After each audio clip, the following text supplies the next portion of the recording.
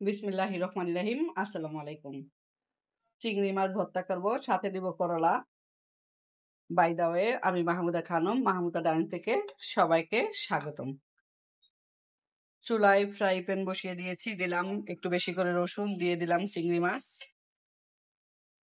দিয়ে দিচ্ছি শুকনা মরিচ, দিয়ে দিচ্ছি কাঁচা মরিচ, আর দিচ্ছি পেঁয়াজ, দিয়ে দিচ্ছি তেল।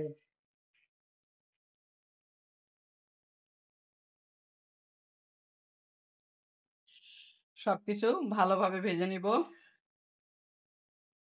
চিংড়ি মাছ একটু মচমচা করে ভাজবো।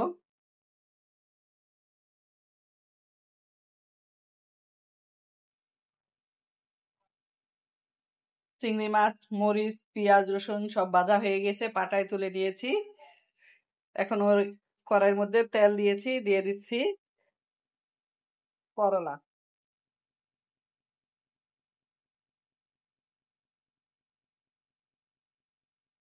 দিয়ে দিচ্ছি মরিচের গুঁড়া, দিয়ে দিচ্ছি হলুদের গুঁড়া।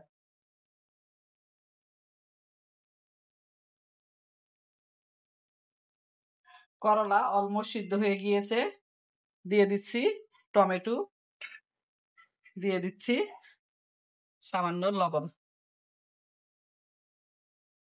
পুরোপুরি করলা হতে হতে আমি এদিক দিয়ে চিংড়ি মাছ বেটে নিব। করলা অলমোস্ট সিদ্ধ হয়ে গিয়েছে, এদিক দিয়ে চিংড়ি মাছ বেটে দিচ্ছি আমি।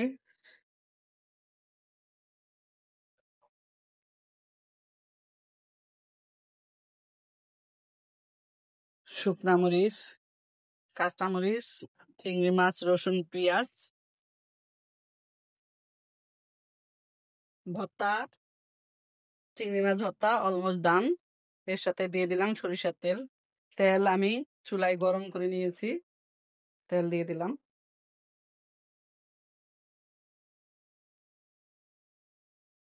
অর্ধেকটা রেখে দিব করলার সাথে দেওয়ার জন্য, আর অর্ধেকটা আলাদা করে রাখবো।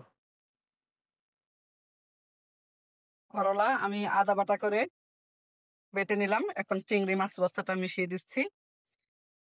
অর্ধেকটা তুলে রেখেছি, আর অর্ধেকটা করলার সাথে মিশিয়ে দিলাম। দিয়ে দিচ্ছি সরিষার তেল। সরিষার তেল আমি গরম করে নিয়েছি, এখন এই ছোট্ট পেয়ালাতে তুলে নিচ্ছি।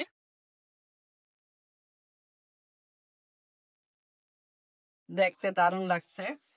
ধনিয়া পাতা দিয়েছি, ধনিয়া পাতার ফ্লেভার বেরিয়েছে। পরিবেশন করব গরম ভাতের সাথে।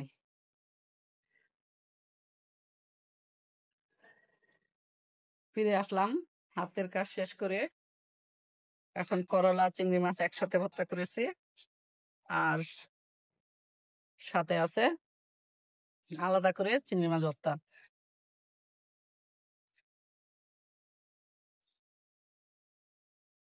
না, সবাই ভালো থাকবেন, সুস্থ থাকবেন। ফিরে আসবো নতুন কোনো রেসিপি নিয়ে। আল্লাহ হাফেজ। আসসালামু আলাইকুম। বিসমিল্লাহির রহমানির রহিম।